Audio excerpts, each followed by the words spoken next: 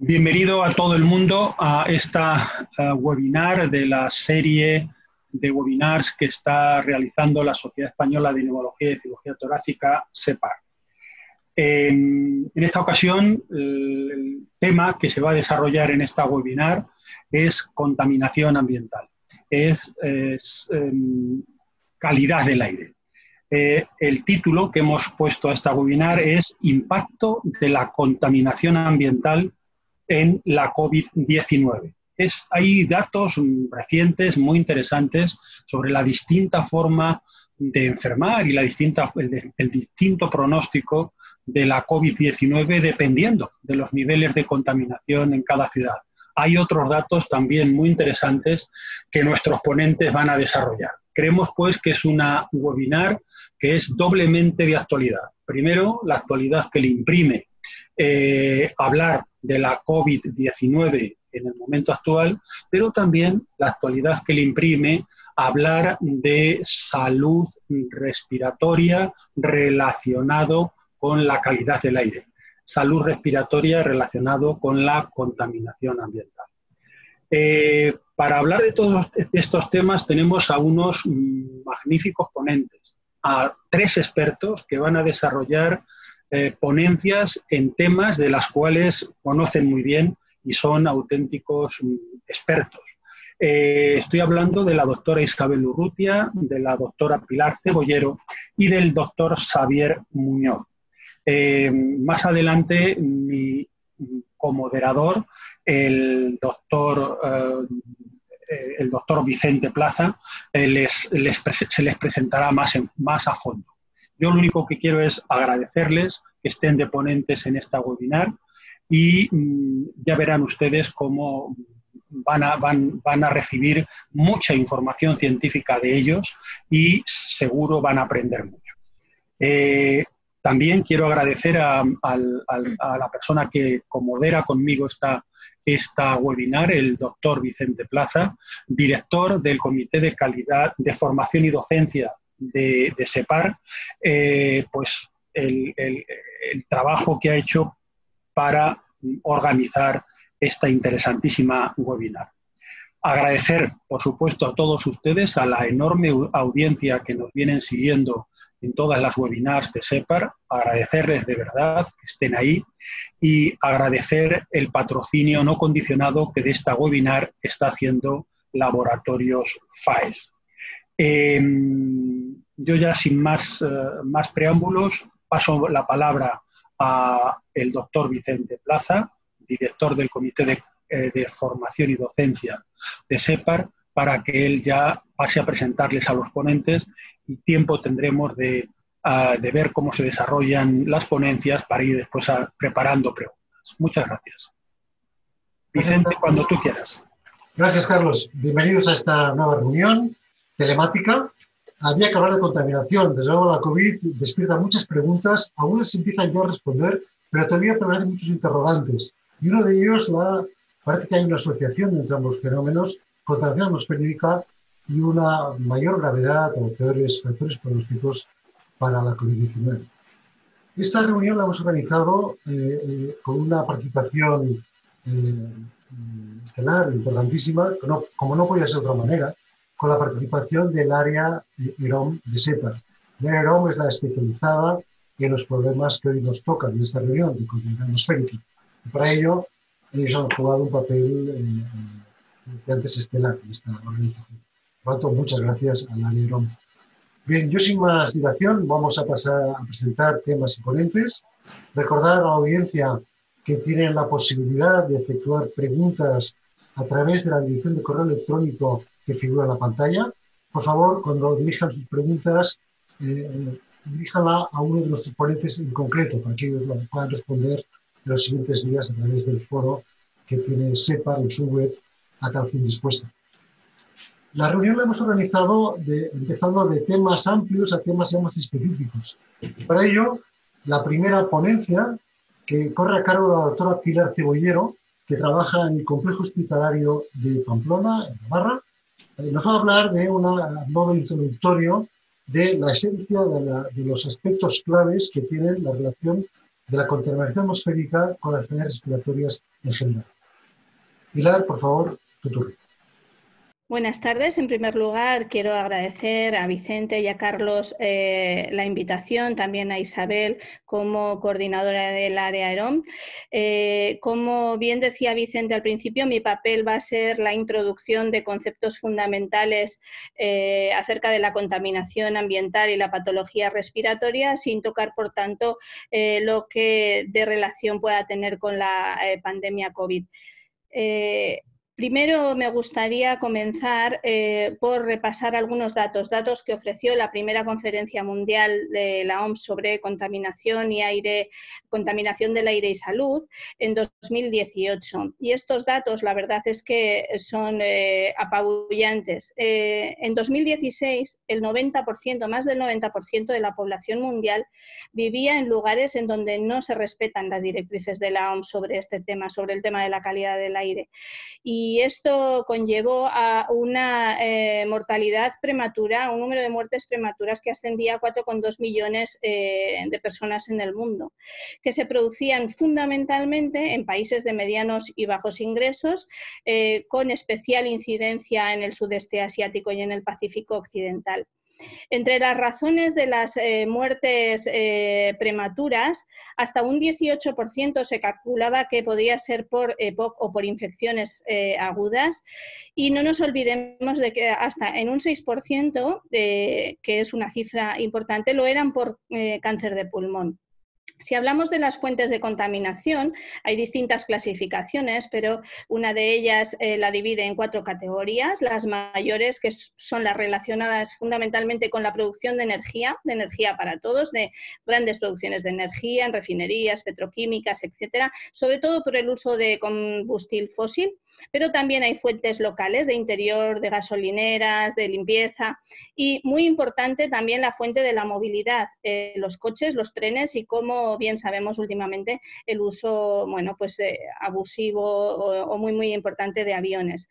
Hay también fuentes naturales, como pueden ser grandes incendios, erupciones volcánicas, tormentas de arena y agricultura.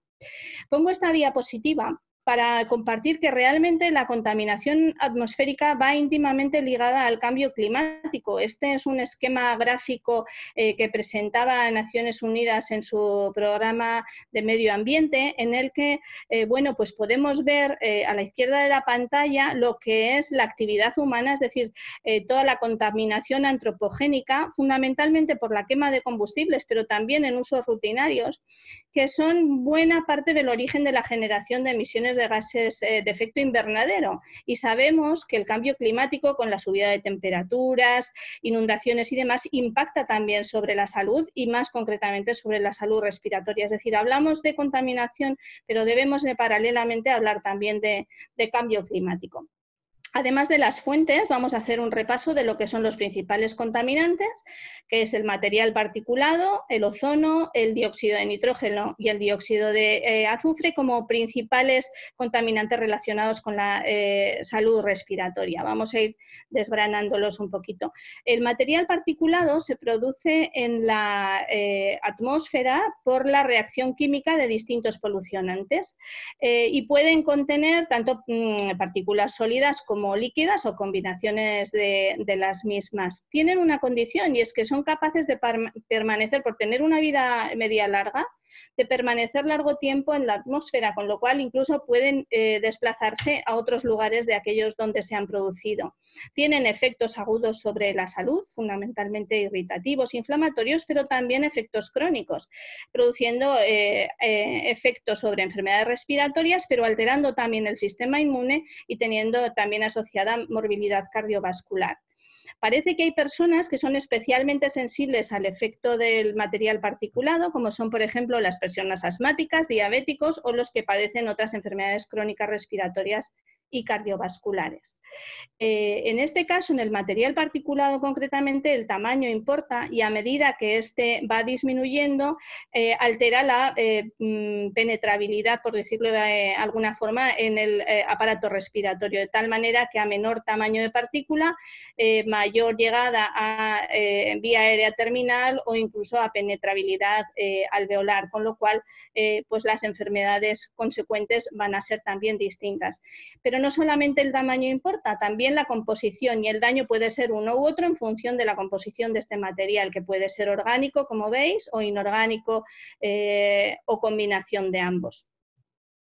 Respecto al ozono, sabéis que bueno, se produce por la combinación del oxígeno con NO2 y radiación ultravioleta, que es un potente oxidante y que además por su baja solubilidad en el agua puede alcanzar partes distales del pulmón.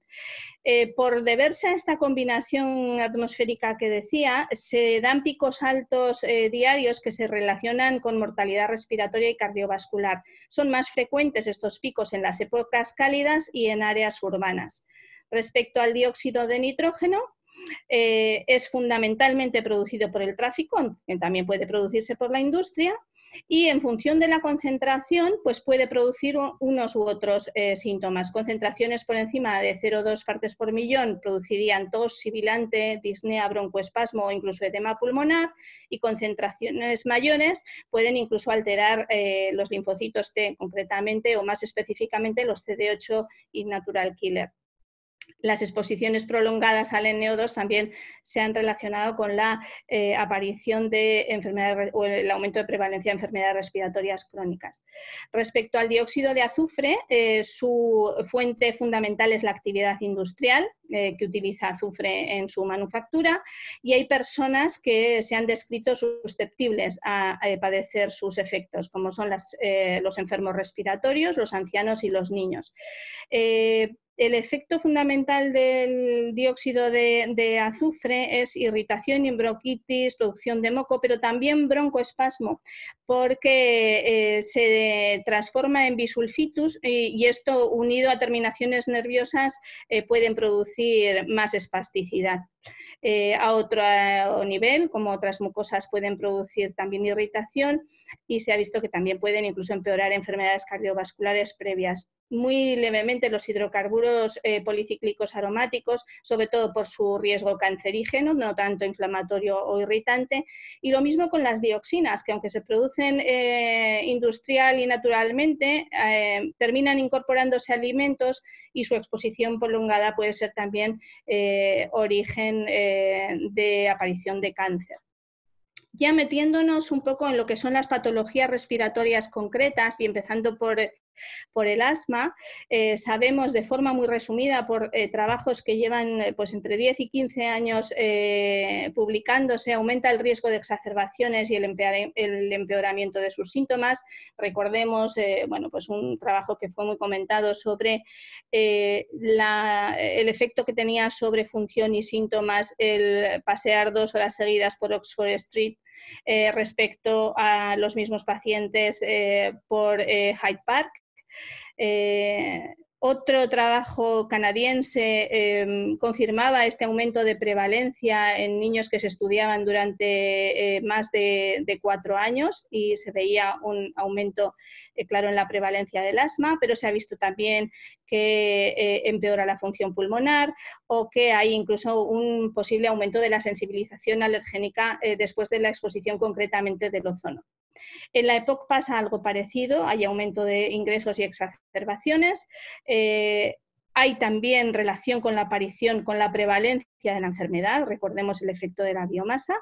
Se ha descrito también pérdida de la función pulmonar en estos pacientes, y parece que, al igual que pasa con el tabaquismo, puede haber una predisposición genética a los efectos deletéreos que la contaminación produce en la aparición de la enfermedad. Como decía al principio, no voy a hablar de infección respiratoria porque los otros 2 ponentes van a tratar de lleno este tema, y pasamos a hacer un breve repaso de algunos artículos muy recientes que un poco refrendan todos estos estudios que se han ido produciendo con anterioridad. Empezando por un estudio español, este es un estudio realizado en Murcia, Se estudió los ingresos en niños hasta 17 años durante el año 2015 y su relación con el material particulado. Esta primera diapositiva simplemente bueno, es para recordar los que son los niveles medios aceptados por la OMS de cada uno de los contaminantes. Esta es la distribución durante el año de cada uno de ellos. En el cuadrante superior izquierdo se ve la distribución a lo largo de los meses de la contaminación por ozono y se ve pues, precisamente lo que comentábamos antes, que el pico se produce en los meses de verano. A su lado el dióxido de nitrógeno, que tiene una curva pues prácticamente invertida, teniendo los picos en los meses invernales. Con las PM10 la situación es más estable, aunque sí que es cierto que hay algo más de concentración en los meses invernales, y con el dióxido de azufre digamos que la distribución es mucho más regular a lo largo de todo el año. Estas eran las causas de los ingresos durante ese año de esta población infantil, la mayoría por bronquiolitis, recordemos que estamos hablando de niños, pero bueno, hasta un 23% lo eran por asma y algo más de un 15% por neumonía. Cuando relacionaron en un análisis univariante su relación con los contaminantes, además de con otros factores como pudo ser la estación invernal o la temperatura media, se vio que había una relación positiva con todos ellos. En un análisis multivariante, bueno, pues se vio que esto esta relación seguía estando presente con el dióxido de nitrógeno, con el ozono y con la estación invernal. Luego hacen un análisis pues concretamente por asma y allí sí que nos vamos a PM10 u ozono como factores relacionados, y con la bronquiolitis con el dióxido de nitrógeno. Es decir, bueno, pues los contaminantes influían de forma diferente con el tipo de ingreso producido. Si repasamos un poquito de qué manera puede alterar la incidencia, en un estudio que hicieron en PISA, en un estudio longitudinal, siguiendo a gente que durante 20 años había vivido en el mismo sitio sin modificar el domicilio, se vio un poco el odds ratio que se tenía para partículas de 2,5 o de 10 en la presencia de rinitis de EPOC o de producción de esputo. El punto cero, digamos, sería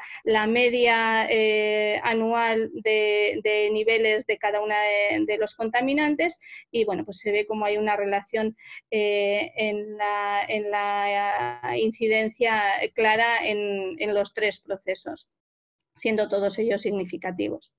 En cuanto a función pulmonar, bueno, pues otro artículo también muy reciente, publicado este año, estudió entre niños los efectos de la exposición aguda a partículas de 2,5.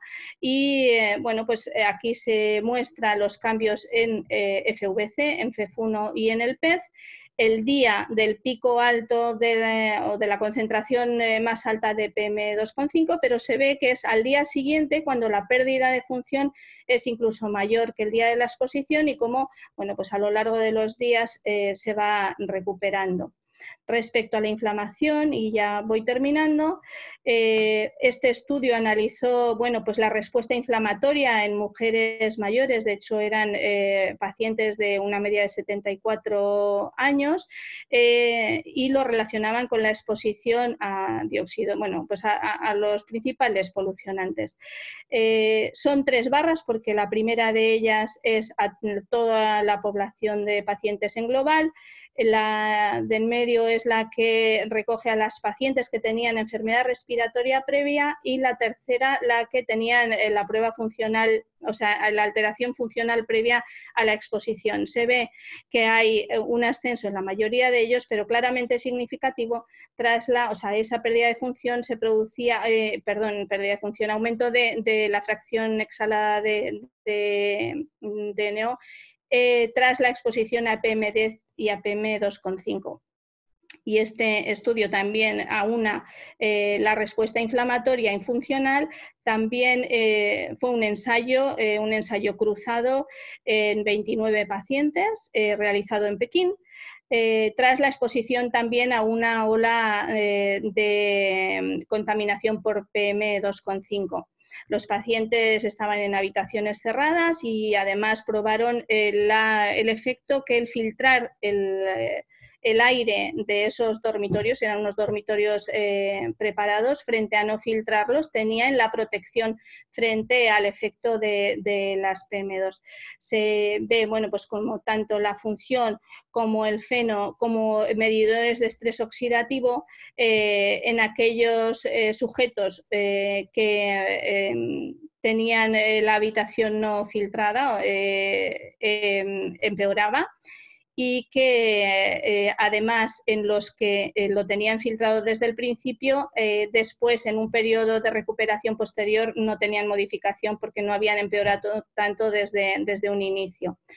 De alguna manera y a modo de resumen, bueno, con lo que hemos repasado así brevemente y con la intención de que fuera introductorio, podemos quedarnos con que la contaminación ambiental se relaciona con las exacerbaciones y con los ingresos por enfermedad respiratoria, que esta contaminación aumenta la prevalencia de enfermedades respiratorias crónicas, que empeora la función pulmonar, que está íntimamente relacionada con el cambio climático y sus efectos negativos sobre la salud, y que los mecanismos, aunque luego comentarán más, son fundamentalmente inflamatorios, irritantes, pero también inmunomoduladores, que favorecen en algunos casos incluso enfermedades alérgicas e infecciosas. Y esto es lo que os quería contar. Muchas gracias y damos paso, pues. Muy bien, Pilar. Gracias, Pilar, por tu presentación. Bueno, Pilar nos ha demostrado lo que ya nos temíamos, ¿no? Hay una relación muy clara entre la contaminación ambiental y problemas respiratorios. Algo bien sabido, pero con la evidencia en la mano es más contundente. Bien, vamos a centrarnos en el tema que hoy nos ocupa.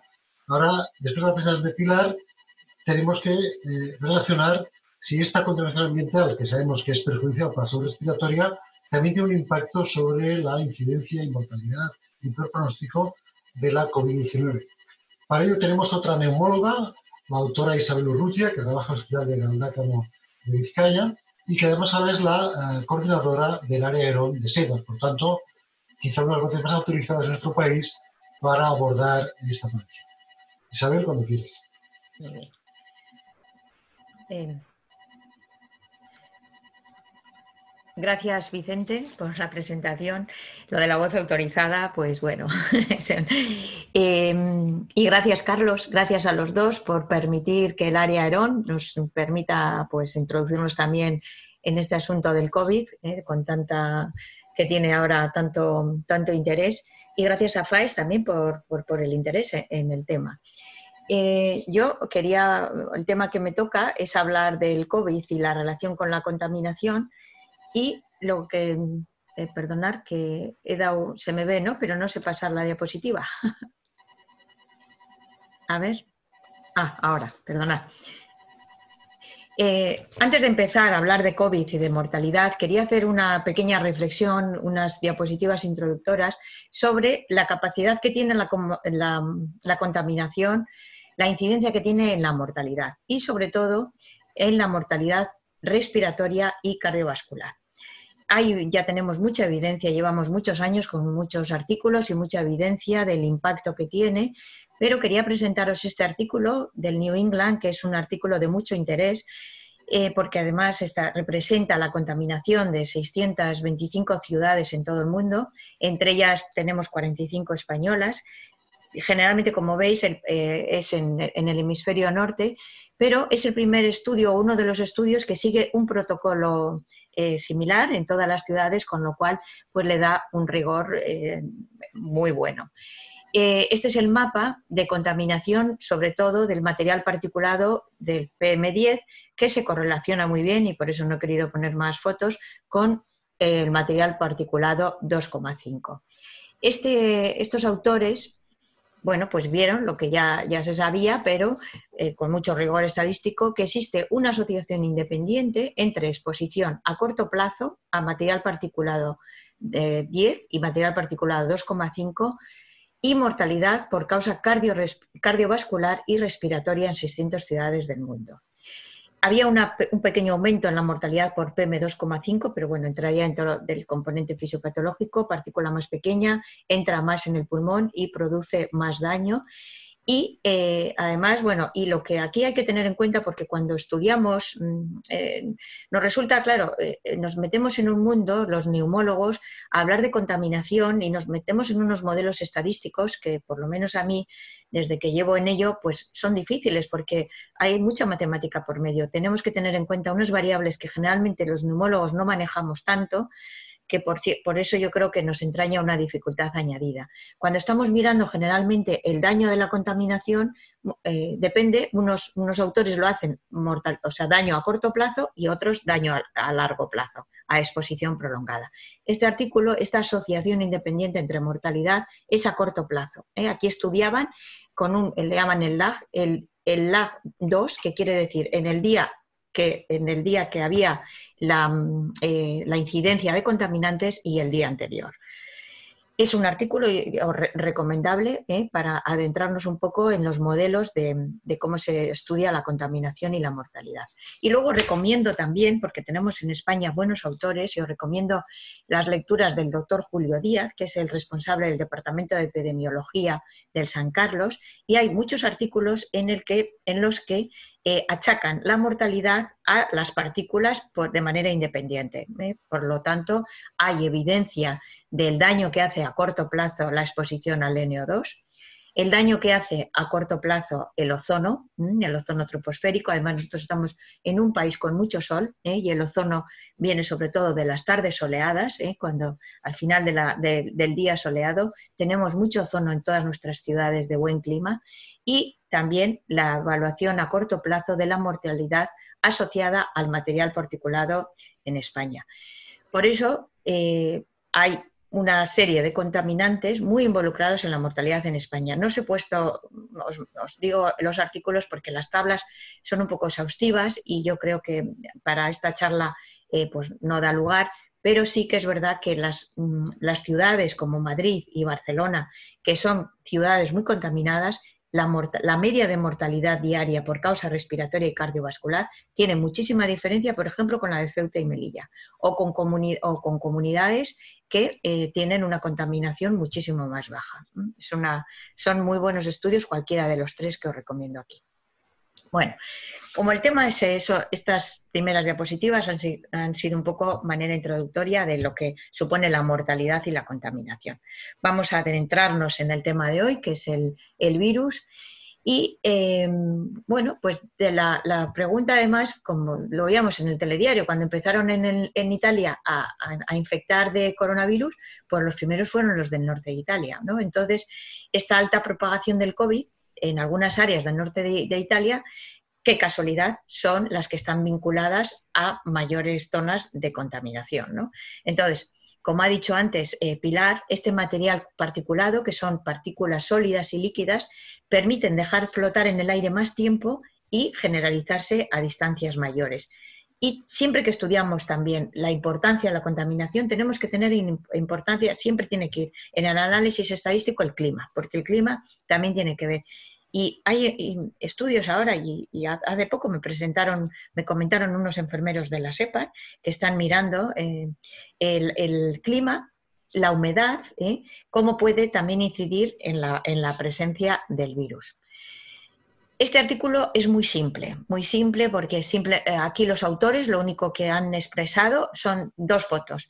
Han visto que la foto de las zonas del norte de Italia más contaminadas, bueno, pues resulta que tienen que ver con la foto de donde ha habido más COVID. Lógicamente aquí podemos pensar muchas cosas. Esto es una foto así simple, no se ha ajustado por ninguna variable. Puede ser que estas que sean más contaminadas haya gente mucho más mayor, que estén muchísimo más, que vivan más juntos, o sea, la cantidad de confinación, pero bueno, nos sirve como de entrada, ¿no? La hipótesis de decir, bueno, tenemos más contaminación, tenemos más COVID. ¿Qué pasa? Este artículo añade evidencia al artículo anterior, ha mejorado porque aquí lo que estos autores lo hacen es estudiar las diferentes partículas, cómo inciden en la incidencia del virus. Ahora solo estamos hablando de contagiosidad, cómo hay más gente contagiada de COVID según el aumento de las partículas. Lo han separado por el NO2, los que os ha comentado Pilar, el material particulado y el ozono.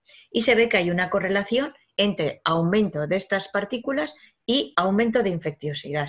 Y lo han mirado también con la tasa de test que se habían realizado. Los chinos, este artículo de los chinos es lo mismo. Es el mismo fundamento y la misma hipótesis de trabajo. Es la foto de la contaminación. Las ciudades son 120 ciudades en China y se ve que donde más incidencia de contaminación había, pues más incidencia de COVID.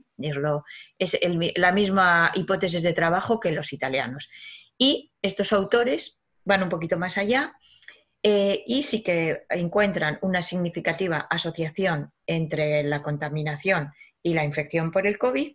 Y además lo que hacen es hacer una asociación, lo que estudian es por cuánto aumento de estas partículas, 10 micras por metro cúbico, aumenta la mortalidad. Entonces, pues nos presentan unos datos y para cada partícula el aumento de mortalidad que hay.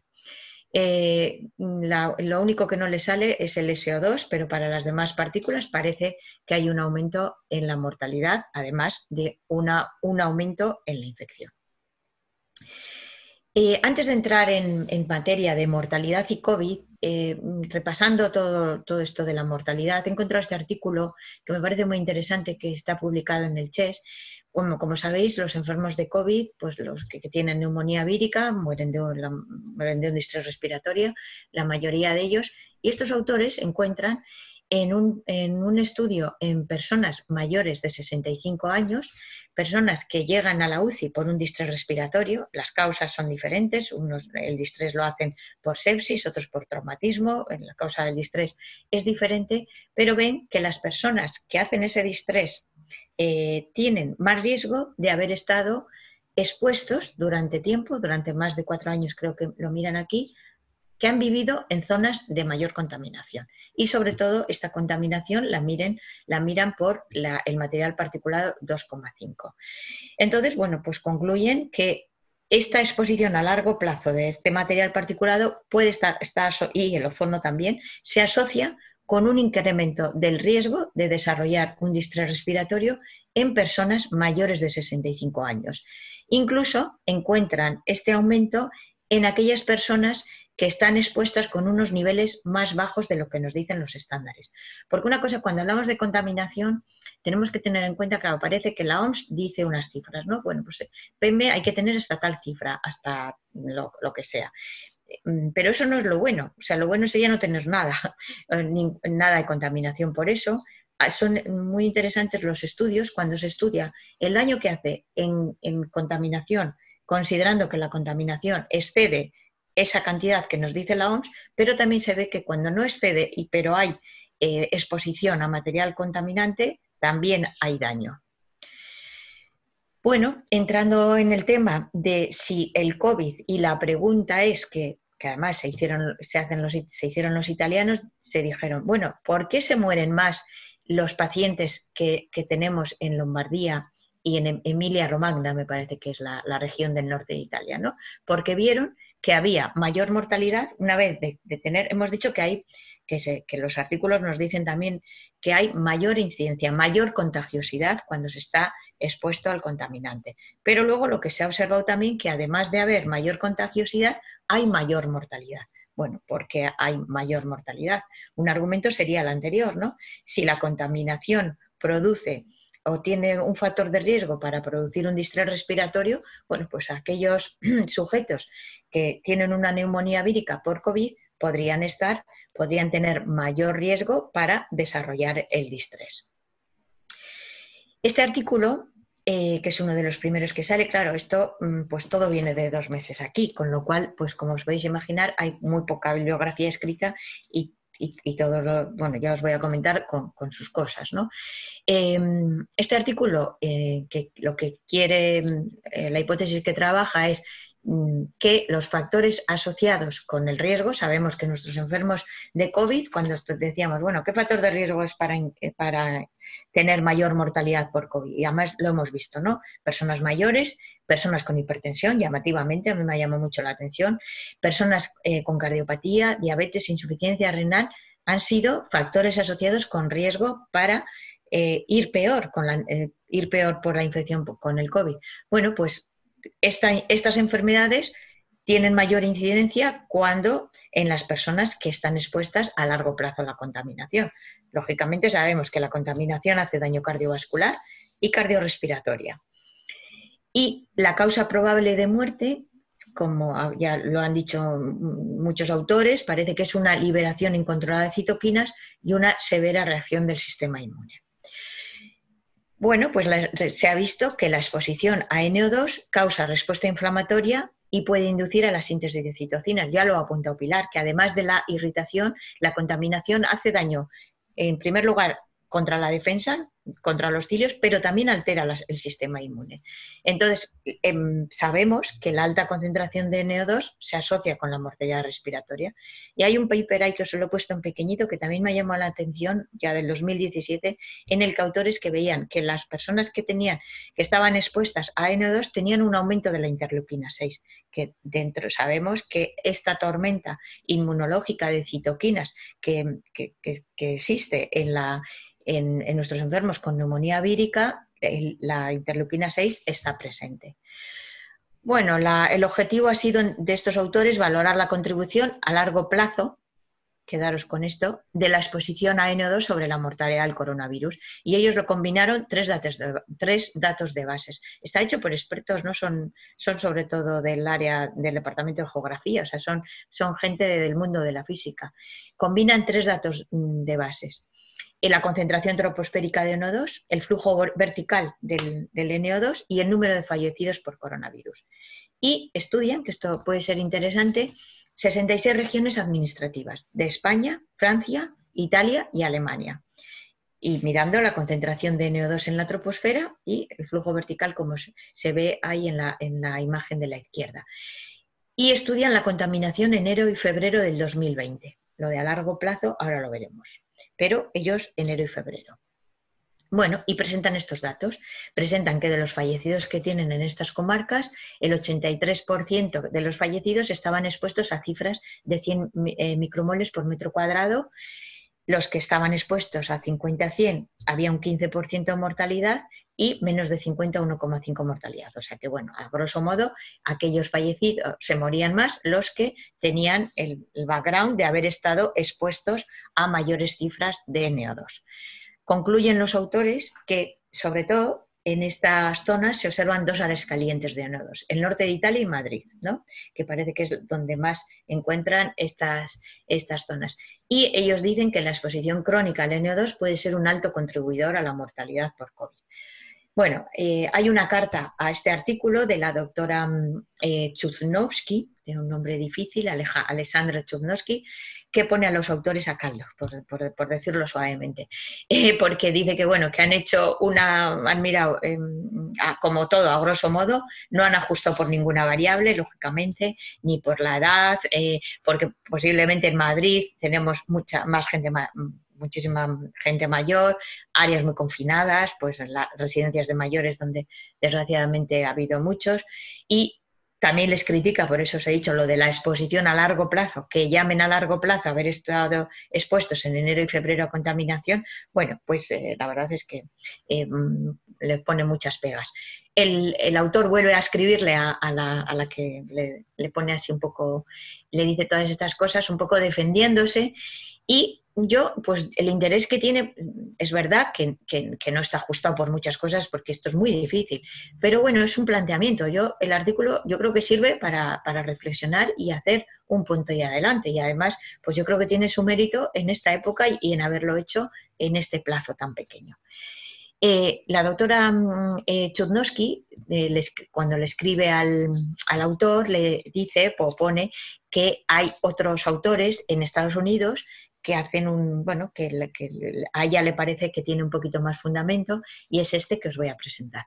Este artículo está realizado en Estados Unidos, en un montón de condados, no me acuerdo ahora, creo que lo veo enseguida, en un montón de condados de Estados Unidos, Y también la hipótesis pues, es parecida. Ellos piensan que la mayoría de las condiciones preexistentes que aumentan el riesgo de mortalidad por COVID son las mismas que se afectan por la exposición a la contaminación.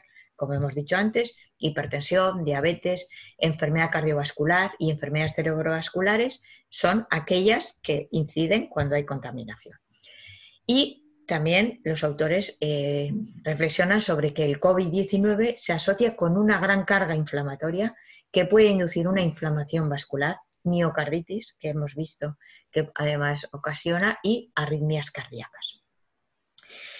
La hipótesis suya de trabajo entonces es que la exposición a largo plazo a estas partículas de 2,5 afecta al sistema respiratorio y cardiovascular, exacerba la gravedad del COVID e incrementa el riesgo de muerte en estos pacientes.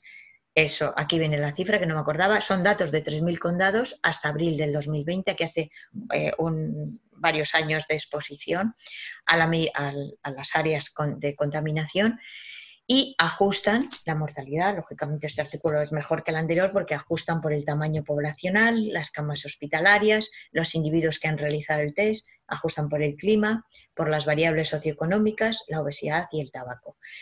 Y los resultados que dicen son que un aumento de un picogramo por metro cúbico en PM2,5 se asocia con un 15% de incremento o índice de mortalidad. A mí me parece muchísimo, ¿eh? Yo creo que esto hay que cogerlo con pinzas. Y por último, quería con la última otro estudio, es que como veis no hay grandes estudios que inciden en esto.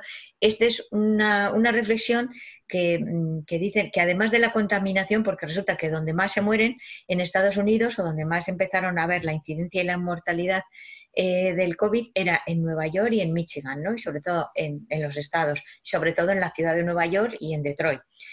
Y dicen, bueno, que ¿por qué se mueren más aquí? ¿No? Hay más contaminación, pero dentro de Nueva York resulta que en el Bronx se morían muchísimo más que en Manhattan.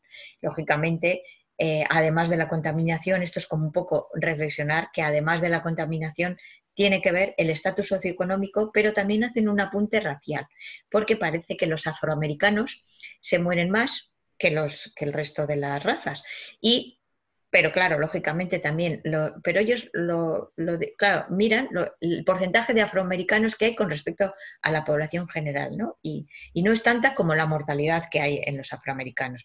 Pero hay que tener en cuenta que esta raza afroamericana vive en unas condiciones de trabajo peor, socioeconómicas y con mayor enfermedades. Es un artículo interesante por las reflexiones que hace.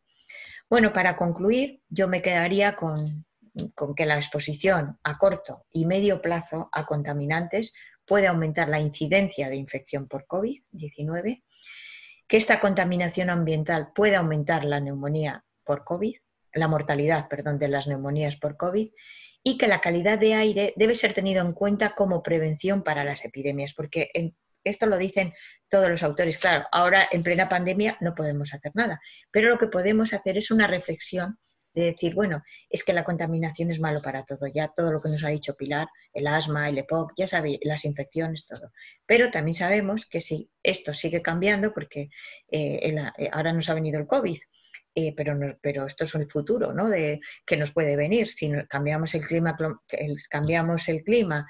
cada vez mayor aumento de contaminación, esto puede ser un grave factor para que haya epidemias, con lo cual la calidad del aire hay que tener en cuenta para la prevención para las epidemias. Todo lo que os he presentado son resultados muy preliminares que entran dentro del tiempo que se han realizado. Creo que tienen el interés de haberlo hecho en este tiempo y sobre todo que además que nos sirva de punto de partida para animar a la gente a investigar sobre este tema. Y con esto ya finalizo. Muchas gracias. Muy bien, Isabel, muchas gracias por tu presentación. Bueno, tenemos entonces que los datos parecen apuntar, se puede cuestionar un poco el diseño de algunos estudios de metodología clínica, pero bueno, la evidencia parece a confirmar que hay realmente una relación entre mayor contaminación ambiental y mayor riesgo de fallecer por la COVID. Entonces la pregunta que se impone es, ¿por qué? ¿Por qué mecanismos favorecen esta supuesta mayor mortalidad de los pacientes con la COVID-19 con una mayor contaminación ambiental? Para ello tenemos también una voz también muy autorizada, como es la de Xavi Muñoz, que es un neumólogo que trabaja en el hospital de Vall d'Hebron, en Barcelona, y que es una persona muy reconocida en el ambiente de nuestro país por sus estudios, sus aportaciones en investigación básica y clínica en estos modelos de contaminación ambiental y también en el asma. Por lo tanto, Xavier, es tu turno. Bueno, muchas gracias, Vicente y Carlos, por la presentación y la invitación a participar en esta webinar, ¿no?, sobre COVID y contaminación ambiental. A mí me toca, como ha comentado Vicente, hablar un poco de los mecanismos que pueden coexistir entre los contaminantes ambientales y el virus que provoca esta enfermedad, ¿no?, la COVID-19. También al inicio unas breves diapositivas introductorias, ¿no? Si nos fijamos en este gráfico, que igual es un poco difícil de ver, pero sí que vemos, sí que se puede ver claramente, aunque no leamos las anotaciones, sigue la tendencia, ¿no? Si miramos en la parte de arriba, ¿no?, a partir de los años 50 del siglo pasado, la población ha ido claramente en aumento, el consumo de combustibles de fósiles también ha ido claramente en aumento, los pesticidas han ido en aumento, los contaminantes ambientales claramente en aumento, y esto se asocia también con el aumento de muchas enfermedades crónicas, como ya han comentado tanto Pilar como Isabel, ¿no? Diabetes, Parkinson, cáncer de mama, enfermedad de Hawking, defectos congénitos cardíacos, obesidad, hipertensión y también, obviamente, muchas enfermedades respiratorias y también infecciosas. Y hablar de contaminación a veces puede ser peligroso para los políticos y puede no extrañarnos oír hipótesis como esta.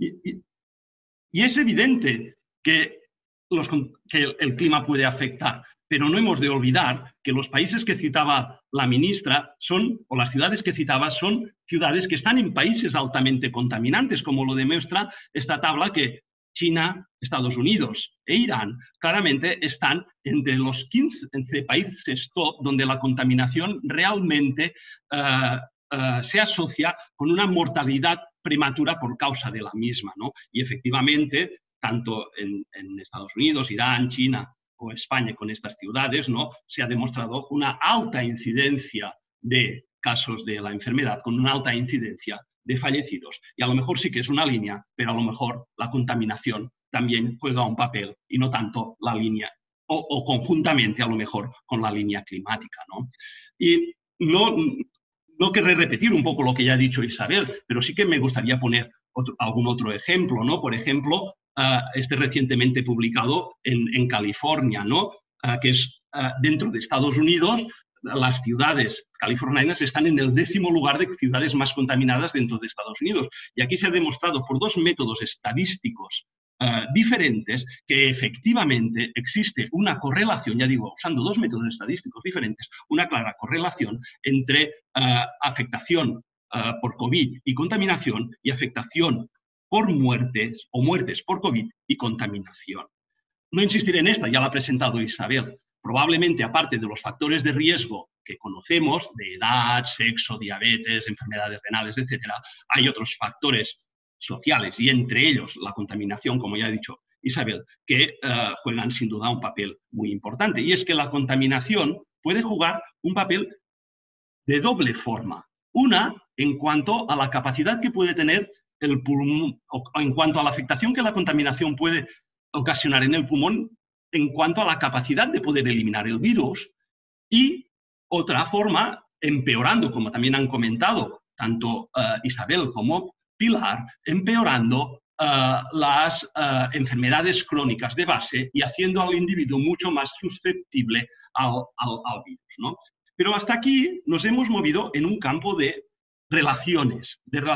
Y para que estas relaciones acaben teniendo peso y y podamos hablar de causa, debemos indagar si existe en estas relaciones una plausibilidad fisiológica y si realmente existe una interrelación entre contaminantes y el coronavirus.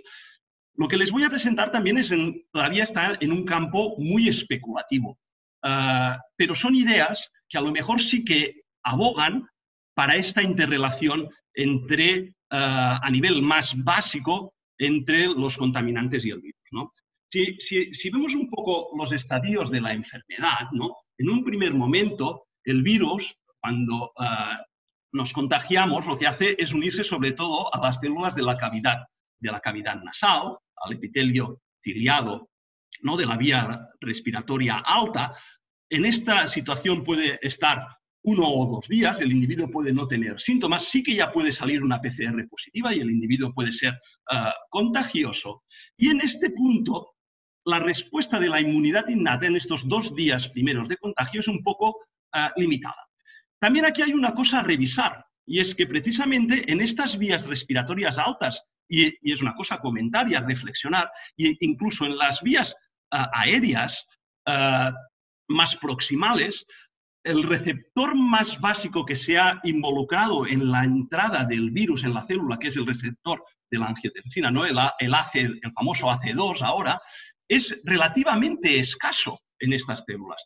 Por tanto, ya hay autores que piensan que la infectividad, si tenemos en cuenta que las primeras células afectadas son estas de las vías aéreas altas, puede estar mediada por algo más que la propia concentración del receptor AC2, que sí que es muy abundante en los alvéolos. Si el individuo penetra y puede replicar en estos 1 o 2 días a nivel de esta vía aérea alta, se puede expandir a lo que es la vía aérea, a los bronquios, ¿no? Bronquios lobares, bronquios intermedios, bronquios más distales, y en este punto es donde aparecen la clínica de la enfermedad, que puede durar 5 o 7 días y que más o menos podría simular una gripe más o menos como la que conocemos, o una viriasis más o menos como la que conocemos. Una respuesta fiebre, tos, malestar general, respuesta que, si no va más allá, puede tener un relativo buen pronóstico y, sobre todo, si nuestra inmunidad innata es capaz de contener al virus. Pero en un 20% más o menos de los casos esto no es así. Y, además de los factores que ya hemos comentado que pueden influenciar en esto, ¿no? Una serie de individuos, el virus puede seguir creciendo, puede seguir proliferando, puede llegar a los alvéolos, donde sí que la cantidad de receptores AC2 es elevada, y más con la edad, y ser origen de esta enfermedad grave, neumonía, que puede llevar a los pacientes a la UCI y en algunos casos pues comprometer su vida. Y es en estas partes donde la contaminación puede jugar diferentes papeles, ¿no? Así, por ejemplo, a nivel de las vías aéreas, ¿no? Vemos que los mecanismos que pueden ayudar al virus, aparte de los receptores AC2, a tener más penetrabilidad y poder infectar más células y, por tanto, poder expansionarse mejor, un mecanismo claro es la exposición a contaminantes. La exposición a contaminantes genera estrés oxidativo a nivel de la vía aérea y en función, y en esto es lo que han apuntado algunos artículos, en función de que esta exposición a contaminantes sea a bajos niveles, a moderados o altos, podemos tener diferentes respuestas a nivel del epitelio bronquial. Si los contaminantes estamos expuestos a bajos niveles, probablemente los mecanismos antioxidantes puedan combatirlos y esto no genere mayor problema. Si estamos expuestos a moderados niveles, se puede liberar TSLP, que puede activar algunas células dendríticas y esto ya puede generar algún tipo de respuesta inflamatoria que puede o no ayudar a la propagación del virus. Pero lo que sí que claramente favorecería la mayor expresividad del virus es si estamos expuestos a altos niveles de especies reactivas de oxígeno secundarios a exposición a altos niveles de partículas diésel o de otros contaminantes, entre ellos el NO2 sobre todo, que en estos casos se puede producir una descamación del epitelio bronquial y aquí el virus ya puede andar a sus anchas, infectando no solo las células epiteliales, sino también células de la submucosa bronquial y, por tanto, poder tener una mayor expresividad. No solo el virus puede actuar mediante la generación de estrés oxidativo, sino que también puede, al igual que la contaminación, actuar uniéndose, y aquí serían sinérgicos, actuar a nivel de macrófagos, y permítanme que esto entre un pelín más tarde, a nivel de los macrófagos alveolares, y también uniéndose a diferentes tipos de toll-like receptors, como sobre todo los toll-like receptor 3, los toll-like receptor 4 y también los not-like receptors. Aquí tenemos un estudio publicado también recientemente donde se ve la spike proteína del virus reaccionando precisamente con estos toll-like receptors. Y la combinación tanto de contaminantes estimulando estos receptores como la del propio virus estimulando estos receptores es lo que ocasiona la liberación sobre todo de interleuquina 1B y también de interleuquina 6, aunque la interleuquina 6 siempre estaría mediada o modulada su liberación por la acción de la interleuquina 1B. Interleuquinas que no hace falta repetir son de las más involucradas en lo que es la tormenta citoquímica de estos pacientes. Y es que efectivamente la interleuquina 1 beta también actúa estimulando al epitelio bronquial, que si este epitelio bronquial conjuntamente con partículas víricas, partículas de contaminación ambiental y otros alergenos, facilita sobremanera la producción de las diferentes alarminas y sobre todo también de interleuquina 17A, estimulando los linfocitos TH17 y generando no solo la tormenta citoquímica de todo tipo de citoquinas, L2, y L33, y L25, y L17, sino también favoreciendo inflamación de dos vías, tanto eosinofílica como neutrofílica, que es lo que podemos ver en estos pacientes donde ya el virus a veces importa menos y lo que importa más es todo el mecanismo inflamatorio. Aquí demostrado, ¿no?, la liberación, la tormenta citoquímica que se puede producir, sobre todo parece ser mediada por la IL-1 beta y la IL-6. Si me permiten volver otra vez a la diapositiva, a la parte de la diapositiva anterior, como decíamos, el virus y los contaminantes ambientales, sobre todo las partículas en suspensión, actúan también sobre los macrófagos alveolares. Y aquí es un punto muy interesante, porque cuando estos macrófagos alveolares no son capaces de fagocitar tanto a los contaminantes o a las partículas víricas y sufren un proceso de destrucción, de muerte de ellos, liberan o pueden liberar lo que son las llamadas partículas asociadas a daño. Partículas asociadas a daño que también actúan a nivel epitelial, liberando este mismo tipo de citoquinas que ya hemos visto implicadas en la tormenta citoquímica. Y lo más particular y más interesante es que cuando nosotros en nuestros alveolos tenemos macrófagos alveolares provenientes de la inmunidad innata, de macrófagos alveolares tenemos dos tipos. Uno, los que son, digamos, de desarrollo en las primeras etapas de la vida, que vienen de unas líneas celulares filogenéticas, como podrían venir las células de Kupffer, células de la glía, y que son un tipo de macrófago con unos determinados marcadores, diferente de los marcadores que vienen diferentes de los macrófagos que vienen del sistema monocítico macrofágico. cuando perdemos, ya sea por contaminación, por diferentes antígenos que puedan actuar, por diferentes agentes microbianos, estos macrófagos alveolares provenientes no del sistema macrocítico, del sistema monocito macrofágico, estos son sustituidos por lo que llamaríamos los macrófagos tisulares, los macrófagos intersticiales. Y la producción de estas partículas asociadas a daño es mucho mayor cuando los macrófagos que se encuentran en los alvéolos son los que provienen del sistema monocítico macrofágico, de los macrófagos intersticiales, que no de los autóctonos que tenemos nosotros desde las primeras etapas de la vida. Y esto lo hemos demostrado nosotros recientemente en un artículo que acabamos de publicar, que efectivamente la contaminación ambiental favorece el recambio o facilita el recambio de estos macrófagos alveolares con mucha mayor capacidad de fagocitar sin generar inflamación asociada a este proceso de fagocitosis de partículas o de virus.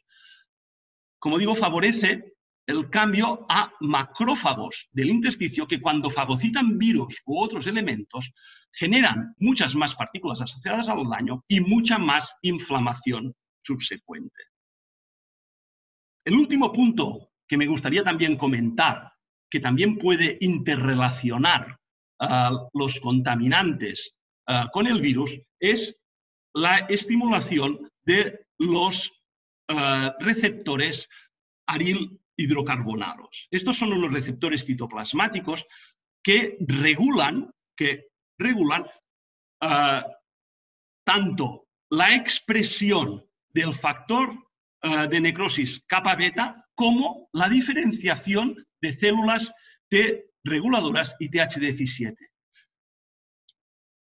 El estímulo de estos receptores, ya sea por contaminantes ambientales o por el propio virus, condiciona una mayor producción de factor NF kappa beta que directamente puede condicionar un aumento de la producción, de nuevo, de interleuquina 1 beta o de interleuquina 6 y además una pérdida de células T reguladoras que puede facilitar un aumento de las TH17 que también se han visto claramente involucradas en la afectación por el virus. Ya digo que estos mecanismos son todavía un poco especulativos, son a partir de trabajos a veces un poco indirectos. Son pocos los trabajos que realmente han asociado la afectación del virus con estos mecanismos, pero sí que dan pie a pensar y a forma de conclusión que tanto el virus como las partículas o como los contaminantes ambientales en general tienen unas células comunes que serán la estimulación doble la que en algunos individuos probablemente pueda ayudar, ¿no?, teniendo en cuenta también los otros factores de riesgo, a esta tormenta citoquímica y al peor pronóstico de la enfermedad. El confinamiento nos ha ido bien porque hemos evitado la propagación del virus y además, esto es una foto de satélite, ¿no?, antes del confinamiento de España, puntos calientes, ¿no?, Madrid, Barcelona, prácticamente desaparecidos. Si además la contaminación juega un papel en la proyección del virus y también con el confinamiento la hemos mejorado en esta forma, pues igual hemos matado 2 pájaros de un tiro. Muchas gracias. Gracias, Xavier, por tu presentación. Tenemos alguna respuesta, aún falta mucha investigación por determinar los mecanismos, pero vamos al debate. Recuerdo a la audiencia, ustedes pueden formular preguntas a nuestros ponentes en la dirección electrónica que ven en la pantalla. Ellos luego, a posteriori, los días siguientes, responderán a través del foro que la web de SEPAR tiene a tal fin dispuesto. Tenemos ahora para el doctor Carlos Jiménez Ciudad hacer algunas preguntas a nuestros ponentes. Vamos a empezar, Carlos, si quizá quieres empezar tú con alguna pregunta. Sí, a mí me gustaría hacer primero felicitar a los ponentes porque la verdad es que han sido 3 exposiciones muy interesantes en las que nos han mostrado resultados muy novedosos y en las que han dicho, yo creo, que cosas bastante relevantes. Es una primera pregunta, es para Pilar. Pilar, has nombrado distintas fuentes de contaminación. Mi pregunta es, de todas esas fuentes, ¿cuál es la principal fuente, la primordial fuente de los contaminantes ambientales? De todas las que has dicho, ¿cuál es la más importante? ¿Cuál es la que deberíamos controlar de manera potente para empezar a hablar de calidad de aire? Bueno, quizá no podríamos desechar ninguna, pero sobre todo aquella en la que quizá podamos actuar de una manera más rápida es la del tráfico rodado. Hemos hablado mucho, han hablado los otros ponentes de el potencial efecto del dióxido de nitrógeno como colaborador en esta pandemia, colaborador indeseable, y el NO2 está directamente relacionado con este tráfico rodado. Evidentemente la producción industrial también se tiene que modificar, pero quizás estamos hablando, bueno, pues de asuntos más complejos. Bueno, si vemos el cielo de Madrid de estos días o el cielo de Barcelona que ha salido en los medios, la diferencia, ¿no? La foto de antes y después, esto es debido a la producción de partículas que también se mueven con este tráfico y de dióxido de nitrógeno, entre otros contaminantes.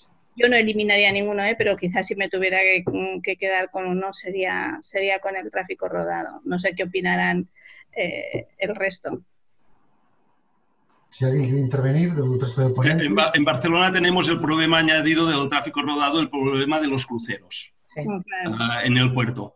Pero esto puede ser más estacional también. También ahora no lo hemos tenido, afortunadamente, pero estaría de acuerdo que en las grandes ciudades el mayor problema es el tráfico rodado. Sí, yo también, Pilar, lo que dices, y de hecho aquí en Bilbao que teníamos también mucha industria, pero al disminuir el tráfico y al poner transporte público eléctrico se ha notado mucho. Y yo creo que además es lo más, no es fácil porque es muy difícil, pero las industrias tenemos menos capacidad, ¿no? La población general. En cambio, pues podemos coger la bici en vez del coche o intentar compartir los coches, aunque ahora estamos en un frente completamente diferente, porque ahora resulta que como el transporte público, ¿no? Es que esto va a ser muy curioso. Los políticos nos dicen que no cojamos el transporte público para no contaminarnos y que no compartamos coche, con lo cual la foto esa que has enseñado va a durar nada, 2 telediarios. La siguiente foto será otra vez de todo contaminado, porque vamos a utilizar, la campaña ahora es otra vez utilizar el coche, con lo cual... Es peligroso, sí, porque de hecho incluso en la industria automovilística se está tomando este lema, ¿no? Es una industria que ha caído mucho lógicamente en este tiempo, ¿no? Y que una de las formas de salir es, bueno, pues el beneficio de la individualidad otra vez cuando habíamos luchado por el transporte público, ¿no? Bueno, siempre está la alternativa de la bici o la bici eléctrica para los que estamos menos preparados. Bueno, esto es una de las consecuencias positivas de esta enfermedad tan terrible, ¿no? Realmente a mí me sorprende el cambio antes y después, el cambio tan rápido. O sea, en pocos días, por tanto, sí se puede. O sea, por tanto, podemos tener conclusiones positivas y podemos aprender de que si queremos se puede cambiar claramente la cantidad de contaminación. Sí, que los tenemos a los 3, que sois expertos en contaminación. Bueno, un poco más dirigido a Pilar por el tema que te ha tocado abordar. Siempre los estudios de contaminación clínicos no son terribles, ¿no? Demuestran siempre la evidencia de que alta contaminación conlleva consecuencias deleterias, tóxicas para los humanos, ¿no? Pero al revés, ¿hay estudios que hayan evaluado lo contrario? Es decir, yo tengo una población que tenía una contaminación muy elevada, hago una intervención que disminuye de forma evidente y al cabo de un tiempo más corto o más lejano, esto se traduce en una mejora de la salud respiratoria. ¿Hay algún estudio que le haya dado la vuelta a la tortilla? Sí, no me he querido extender mucho por el tiempo que necesitábamos, pero hay estudios relacionados con la celebración de Juegos Olímpicos, por ejemplo, en ciudades olímpicas muy contaminadas, por ejemplo, en Pekín. Hay estudios, bueno, pues de todos los esfuerzos que se hicieron para reducir la contaminación durante los Juegos Olímpicos y datos de salud. Lo mismo sucedió en Canadá. Y de una forma más concreta, en el último artículo que presentaba, que he comentado así de forma muy rápida, a la vez de ver la incidencia que sobre marcadores inflamatorios o funcionales tenía la exposición a olas de altas concentraciones de PM2,5, demostraban cómo simplemente una medida que es filtrar el aire del domicilio cuando la contaminación está fuera, pero lógicamente penetra también indoor. La aplicación de filtros adecuados que disminuyan esta contaminación producía menos elevación de los parámetros inflamatorios y menos disminución de la función pulmonar. Simplemente con una medida así, ¿no? Lo hacían bonito porque era un estudio cruzado y era simplemente quitarle el filtro EPA al mismo aparato, es decir, que era un estudio ciego y era simplemente el poder del filtro EPA en las consecuencias deleterias que tenían esos picos de contaminación. Es decir, que medidas por evitarla se traducen en una mejora de salud. Ahora hemos perdido, si me permitís, que hubiéramos tenido una buena oportunidad de ver si en estos meses, pero claro, va a haber mucho, no se puede porque tendríamos mucho sesgo, ¿no? De ver cómo se ha reducido las agudizaciones de POC, de asma, pero claro, pero ahí tenemos un sesgo muy grande, es que la gente no iba al hospital y se lo pasaba en casa la mayoría, pero a mí me daban ganas de mirar esto. Pero lo pensé, dije, si ahora miramos agudizaciones de POC, agudizaciones de asma, tal, pero me eché atrás porque dije, claro, pero si es que el paciente lo ha sufrido en casa, porque no había enfermos en los hospitales, no sé si os ha pasado, en cardio no venían, y los cardiólogos decían, ¿dónde están las insuficiencias cardíacas? La gente se ha quedado en casa, entonces, claro, eso, ¿no? Xavi levantaba la mano, ¿no? ¿O no? Un poco como contestación a esto que dices, Isabel, sí. Probablemente en términos generales igual no lo podamos hacer, pero sobre poblaciones concretas, si las tenemos más controladas, sí, es una cosa que nosotros queríamos hacer con los pacientes que tenemos incluidos en la estrategia de crónicos de POC, que los tenemos, bueno, súper controlados, y los pacientes de la consulta monográfica de asma, porque verdaderamente tenemos esa sensación y los datos no bien estudiados, pero que se podrán estudiar, de que no han ingresado, pero han estado monitorizados también por teléfono y verdaderamente no es que no hayan venido al hospital por el miedo lógico que esto ha tenido, sino porque no se han puesto enfermos, no sé si por la contaminación, por el confinamiento, por la buena educación, o sea, y el automanejo que todo ese grupo de pacientes puedan tener, pero ha sido así. Así que es una idea a mirar. Muy bien. De forma rápida, solo comentaros que nosotros hemos aprovechado estos días de baja contaminación para extraer sangre a 50 personas sanas, básicamente hemos sido personal amigos, para mirarnos niveles de estrés oxidativo. Ahora que hemos estado expuestos a no contaminantes, un panel de estrés oxidativo en sangre, porque otra cosa tampoco no podíamos hacer demasiado, y a los 6 meses, cuando volvamos, esperemos volver a la rutina y desgraciadamente volvamos a tener niveles más altos de contaminación, repetirnos la analítica para ver qué pasa en individuos sanos a nivel de estrés oxidativo en sangre con o sin exposición a contaminación, ¿no? Qué bien, muy bien. Ya os diré, igual no pasa nada, ¿eh? Siempre con ideas, Xavi. Muy bien, muy interesante ese estudio que estáis haciendo, muy interesante. Yo tenía una pregunta para Isabel. Una de las cosas que más me ha llamado la atención de tu presentación ha sido la conclusión, que la calidad de aire previene epidemias. Esto yo creo que es un dato trascendental, ¿no? Es verdad que los estudios que has presentado son un poco, les falta rigor metodológico y tal, pero parece que en las ciudades más contaminadas el virus era, la diseminación del virus era más rápida y que además también en las ciudades más contaminadas la mortalidad que producía la COVID-19 era también más alta, ¿no? Entonces, la pregunta sería, de todos los contaminantes, los principales que hemos estado diciendo, ¿cuál sería el principal causante de esas dos efectos? La mayor mortalidad, la mayor contagiosidad.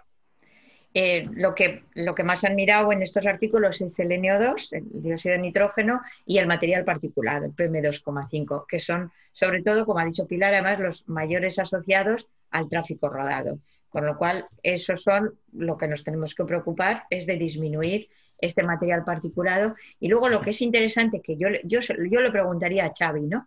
Porque sí, cuando he estado revisando el índice de mortalidad, ¿no? ¿Por qué es superior? ¿Por qué hacen más distrés esta tormenta inmunológica, ¿no? Y la reflexión esta de la interleuquina 6 y el tratamiento que damos, porque el anti-IL6, ¿no? Que hemos estado dando para disminuir esta tormenta. ¿Qué fundamento le ves ahí en el papel, ¿no? Que tú lo has desarrollado bien, ¿no? Lo has explicado muy bien, pero ¿tu sensación cuál es? Mi sensación es que probablemente juega un papel importante, sobre todo los toll-like receptors. Hay 2 o 3 estudios, son hipotéticos, pero que sí que demuestran la fijación del virus en estos receptores. Y con partículas diésel, no sé con NO2, pero sí con partículas, el estímulo también de los toll-like receptors aumenta sobre todo la producción de IL-1 beta. La IL-1 beta es un potente regulador de la IL-6. Sí. Probablemente aquí hemos visto más efectos de la IL-6, porque realmente la IL-1 beta actúa sobre la IL-6 y la IL-6 es la que, digamos, dispersa para que se produzcan toda otra serie de citoquinas y la que se supone que a lo mejor desencadenaría la tormenta. Pero igual el papel crucial no es tanto la IL-1,6, sino más la IL-1 beta.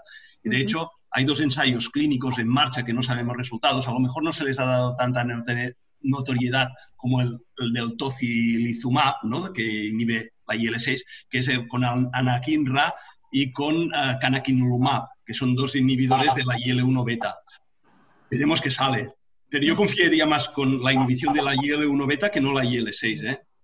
Porque es el foco directo, ¿no? Y parece que puede ir por allí. Sí. Ya que hablas de medicamentos, en tu exposición ya escuchando otra vez, entonces toda la inflamación neutrofílica que se asocia a la contaminación ambiental y también a la vírica, ¿no? Los fármacos IL-17 podrían tener también un papel posible en el tratamiento de la tormenta citoquímica que afecta a estas personas con la COVID-19.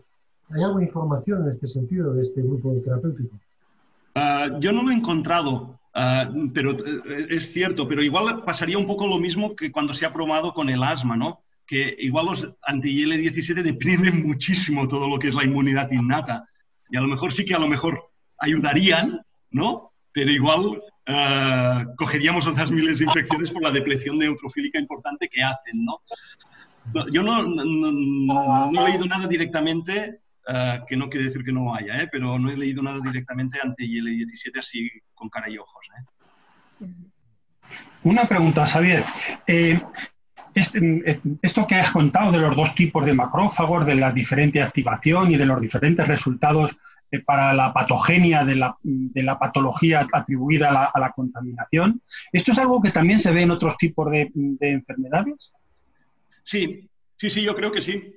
Por ejemplo, en el asma mismo, ¿no? Nosotros esto lo hemos visto, y de hecho el estudio que presentaba, que nos acaban de publicar ahora, lo presentaba en el contexto del asma, y obviamente en modelos animales, Y yo creo que es una hipótesis que empieza a sonar de que el macrófago innato, el macrófago alveolar por naturaleza, es de una estirpe celular diferente del macrófago que viene del sistema monocítico macrofágico. Y este macrófago, que se podría comparar a las células de Kupffer del hígado, algunas células de la glía del sistema nervioso, tiene unas capacidades fagocíticas buenísimas, porque fagocita sin generar inflamación.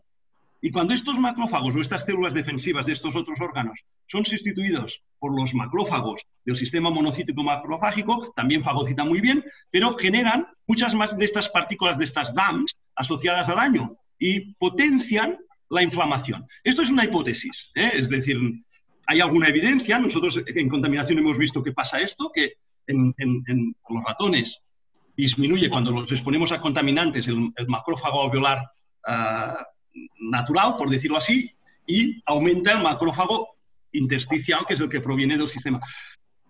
Es una hipótesis interesante, yo creo, muy interesante para seguir investigando en esta línea, ¿no? Y preservar al máximo los macrófagos alveolares, que el tabaco también es de los que se los carga, ¿no? Muy bien, muy interesante. Vicente. Esta hipótesis de trabajo, Xavier, desde luego puede ser una diana clara, ¿no?, de cara al futuro. Yo por ir acabando, ya se empieza a agotar el tiempo. No quería dejar de hacer una pregunta a los tres en general, quizá más a la doctora Urrutia y Isabel. Hoy salía en la prensa de que estudios asiáticos recientes, que yo no he leído la fuente, no he leído la prensa, parece que decían que la capacidad de transmisión del virus disminuía en los ambientes exteriores, ¿no?, pero aumentaba muchísimo más exponencialmente en ambientes cerrados. Eso me da pie a especular con la contaminación endógena, ¿no?, que no sé, por ejemplo, los estudios de contaminación ambiental siempre hablan mucho de la contaminación atmosférica, pero ¿qué hay de la contaminación doméstica? Que también existe. Sí, ¿Podéis aportar algo de esto vosotros? Hombre, en este caso del virus no, porque del coronavirus no sé decirte, pero sí que es verdad que siempre que hablamos de contaminación hablamos de fuera, y la contaminación de dentro es muy importante porque también hay mucha exposición a las estufas de combustión, incluso el tráfico rodado. En estudios que hicimos existe contaminación exterior que entra en el interior, pero que ya se considera contaminación interior. Pero hay la contaminación interior, sobre todo la combustión de la leña, hace mucho daño pulmonar. En caso del coronavirus, no sé decirte, la pregunta sería, ¿no?, si aumenta la contagiosidad, este material particulado, la capacidad que tiene de vehiculizar el virus, ¿no? Porque en el material particulado se ha visto que van alergenos, que pueden ir partículas infecciosas. Entonces, si este material particulado lleva el virus, ¿cuánto lleva y hasta dónde puede llevar, ¿no? Porque ahora sabéis que ha habido ha habido algún artículo en el que, porque la pregunta es, y además lo hacen los políticos, lo hace la gente, ¿cuánto dura en el ambiente, ¿no?, el virus? Dentro de un hospital o dentro de una casa, no sabemos dentro de una casa. Dentro de un hospital parece que en los sitios donde te cambias, en las esclusas, en las habitaciones de los que han estado, pueden durar hasta 3 horas en el ambiente, ¿no? Pero esto en la calle no creo que pueda durar tanto en el ambiente. Pero ahora hay reflexiones sobre cuántos metros, a cuenta de los 2 metros de separación, es que han hecho un artículo unos físicos en los que por un método, por una computadora, han visto que si al ambiente le añades el viento, a 4 kilómetros por hora de viento, pues los 2 metros no son suficientes y son 5, ¿no? La otra vez me preguntaron los periodistas, que hay que tener mucho cuidado porque, claro, la pregunta va enfocada y yo creo que ya no podemos crear más confusión, ¿no? Si ya decimos que cuidado porque el que va corriendo por la calle, si además hace viento, ¿no?, y te pasa al lado, aunque te pase a 5 metros ya te contagia. Entonces, bueno, pues hay muchas dudas, ¿no? Yo creo que la pregunta más interesante es la capacidad que tenga el virus en quedarse en el material particulado o en las partículas diésel, ¿no? El tiempo, cómo lo puede vehiculizar. Porque entonces esto sí que sería que contaminaría más, a efecto a corto plazo me refiero, no solo por la exposición crónica. No sé si te he respondido o una mezcla.